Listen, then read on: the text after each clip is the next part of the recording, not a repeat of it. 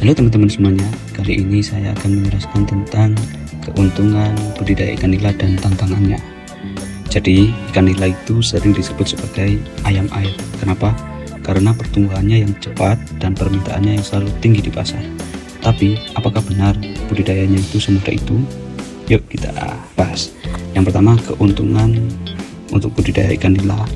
Ikan nila memiliki daya tahan tubuh yang tinggi. Ikan nila dikenal sangat tangguh, mereka bisa hidup di berbagai kondisi air dan lebih tahan terhadap serangan penyakit dibandingkan ikan jenis lain seperti lele atau ikan mas. Yang kedua, pertumbuhannya sangat cepat, hanya butuh waktu sekitar 4 hingga 6 bulan untuk mencapai ukuran konsumsi, yaitu sekitar 300-500 gram per ekor. Yang ketiga, ikan nila termasuk ikan pemakan segalanya atau bisa disebut omnivora. Nila tidak rewel soal makanan. Anda bisa menggunakan pelet pabrikan, namun juga bisa memberikan pakan alternatif seperti dedaunan atau sisa sayuran untuk menekan biaya.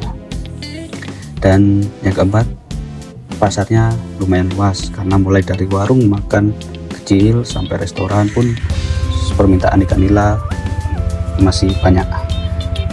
Baik, untuk selanjutnya tentang tantangan dalam budidaya ikan nila. Yang pertama, harga pakan yang terus naik.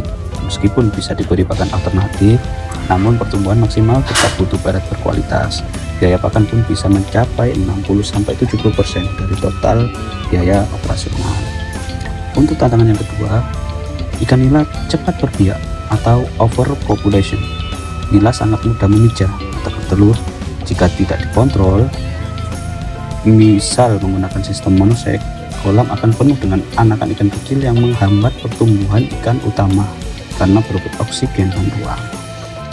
Selanjutnya, kebutuhan oksigen sangat tinggi. Nila membutuhkan kadar oksigen yang cukup tinggi. Jika Anda menggunakan sistem padat tebal, Anda wajib berinvestasi pada kincir air atau aerator, yang berarti menambah biaya listrik. Ini kalau di darat. Kalau untuk punya saya ini, kebetulan saya di waduk, jadi kita tidak butuh kincir air atau aerator karena oksigennya udah secara alami dari waduknya.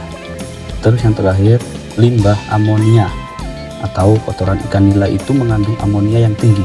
Jika sistem sirkulasi air tidak bagus, ikan bisa stres atau mati massal secara mendadak. Jadi itu tantangan atau bisa kita sebut kerugian apabila kita tidak tahu tentang bagaimana berbudidaya ikan nila yang baik. Jadi budidaya ikan nila sangat menguntungkan bagi pemula karena daya tahannya.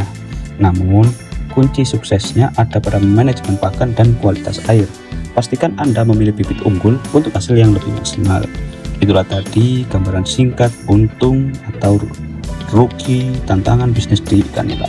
Sampai jumpa di tips budidaya berikutnya. Terima kasih, salam sukses.